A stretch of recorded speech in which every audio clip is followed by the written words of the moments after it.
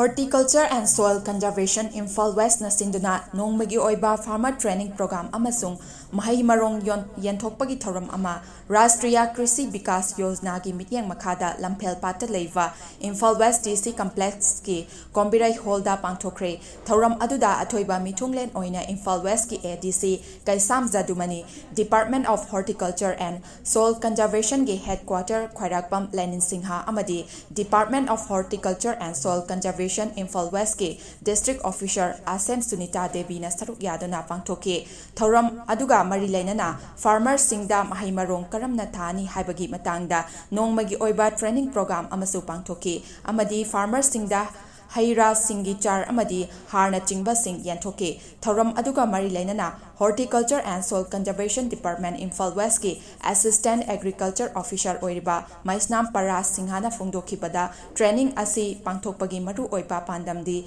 mapalomdagi pusilakpa exotic food crops khudam oina dragon fruit gumba asi thaningba farmers singda technical knowledge piba scientific oiba mawangda amadi program asida dragon fruits ki chara sing amadi input oina organic har sing yenthoke magna makha tarakpada nauna thaningba farmers singna Horticulture and Soil Conservation Department da application thajinduna kanaba kaya lauba yani haina fungdurakli. The farmers training program and awareness under CSS RKVY cafeteria for the year 2023-24. Haina akoina mingponjai training sigi main motive si akoina farmers singda akoigi fruit crops mainly fruit crops hairaga akoi soida thanaba haira nataba mapalamdagi pusalakpa exotic fruit crops haidi outside the country dagi ko India gi mapandai porapa sigumba mayamna su hena dum tabiramani dragon fruit kaino jikanna popularize khalai kana popular oiri ado dragon fruit thaningba farmer mayam ama dilai tasena hara kan ado moise kamaina thani khoni haibase my technical knowledge se kitang chang bhai ta technical knowledge khar yaw dagadi ado mayam na ubirangani dragon fruit tha base koi wall da kari da namsan na pangta thajan adu yaw idana ba adu oidana ba in a scientific way da scientific manner da proper spacing maintain tawraga kamaina tawdana magi supporting pillar na chingba yung dana potana karamba matamda pruning tawni honi magi maximum production kamaina puthokani haibagi matang sida oina focus tawraga yan anboina second installment koi 2023-24 gi oina KVY scheme sigi makada pangkok jaba dumba training program amani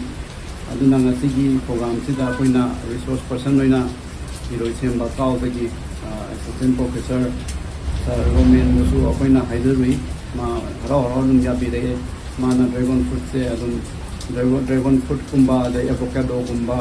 singum meam sigi adum ma se expertise ko bahai ta aduna mana zoren marik chumna mayam da su farmer meam da takti rang manena ai adum asa tau de aduga masinga sigi program sigi losalak pada su akoigi farm inputs haitaren mainly dragon fruit plants akoi mayam de in thokchagani adugi mathakta akoigi masai horen takpi dauriba kamaina thani koni maintenance kamaina tauni haibadu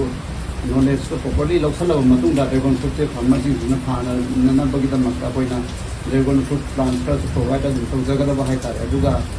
madugi mathakta su akoina input oina organic input akoigi vermi compost kumba adagi NPK gumba sumase akoi horen program sigi loisalakpada su adum DC thar la agadi akoi de best ore magi kuthang de gen tokagani na toge DC gi kuthang do ore su sumaina ye topagi program na sinjaba haitare sigi na ai siga khonjage masigi farmers around 54 farmers kumba saru yai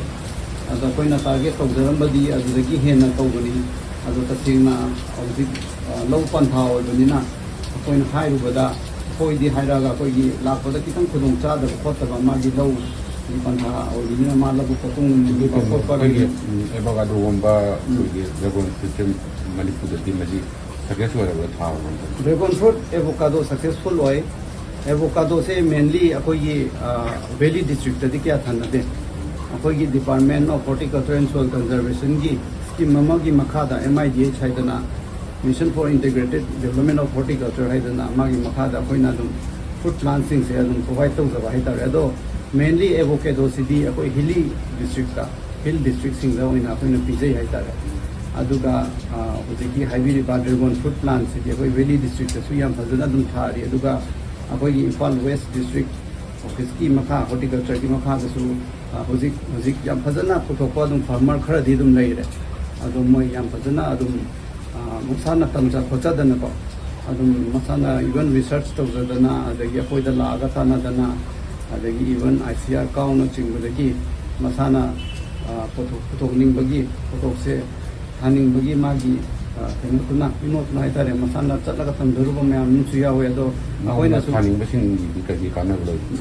नौना थानिंगबसिंगदी अखोइदा अदुम application थाजनबिरप याई fruit plant से अखोइ पामे हाइरगदी अखोइदा